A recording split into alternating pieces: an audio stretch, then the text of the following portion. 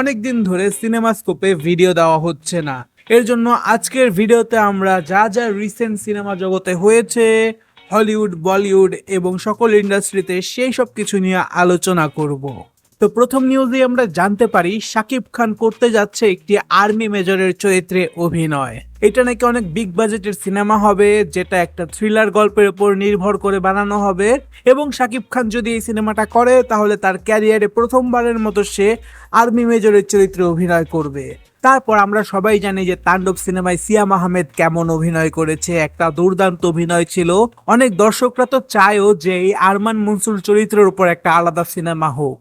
তো রাহান রাফি তার ফেসবুক কমেন্টে এই বিষয় নিয়ে জানিয়েছে তারা এটা নিয়ে ভাবছে এবং হয়তোবা সিয়ামের এই আরমান মনসুর চরিত্রকে নিয়ে তারা একটা সিনেমা তৈরি করবে।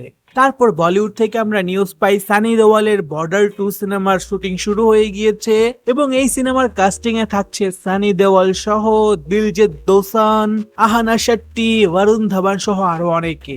তো হ্যাঁ, বলিউডে বর্ডার 1 সিনেমা সবাই পছন্দ করেছিল, সেহেতু বর্ডার 2 নিয়েও অনেক মানুষ এক্সাইটেড দেখা গিয়েছে।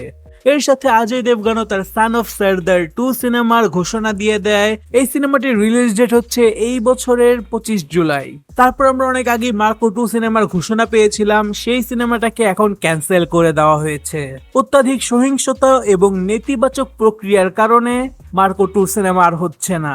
এরপর আগের মাসে 2টা সিরিজ মুক্তি পেয়েছে। বলিউড থেকে পঞ্চায়েত সিজন 4 মুক্তি পেয়েছে এবং হলিউড থেকে মুক্তি পেয়েছে স্কুইড গেম সিজন 3।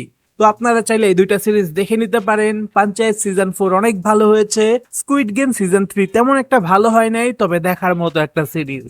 এর সাথে রণবীর কাপুরের রামান সিনেমার একটা গ্লিমস রিলিজ পেয়েছে, যেটা দেখার পর বোঝা যাচ্ছে যে সিনেমাটা একটা অসাধারণ সিনেমা হতে পারে।